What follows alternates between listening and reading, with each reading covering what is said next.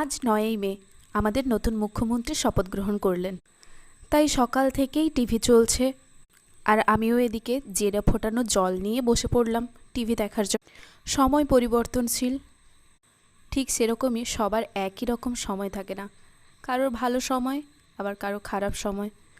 কিন্তু আমাদের দেখার বিষয় কি পরবর্তী ৫ বছর কি উন্নতি হচ্ছে।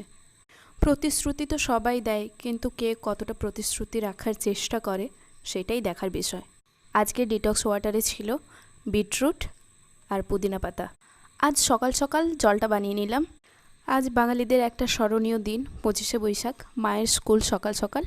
তাই জন্য আমি মাকে একটু হালকা মেকআপ করে দিচ্ছিলাম। সকাল সকাল বেশি মেকআপ করা যাবে না। তারপর কিছু ভিডিও ক্লিপও নিয়ে নিয়েছি। আমার মা মেকআপ করতে একদমই পছন্দ করে না, কিন্তু আমি তাও আজকে জোর করলাম, আর মায়ের পছন্দ মতো একদম হালকা মেকআপ করেছি। কালকের আনা টক দইটাই আজকে খাবো, তার সঙ্গে কলা থাকবে আর অল্প একটু কিশমিশ। দই তোলার একটা নিয়ম আছে, যেটাকে দই কাটা বলে। ঠিকঠাক দই না কাটতে পারলে জল জমে যায়। আর প্রথম আমিও জানতাম না, তারপর আমি জামাইবাবুর কাছ থেকে শিখেছি কিভাবে দই কাটতে হয়। কারণ আগে আমাদের বাড়িতে দই বসানো হতো, কিন্তু এখন আর হয় না। তারপর আজকের লাঞ্চের স্পেশাল মেনু ছিল এই।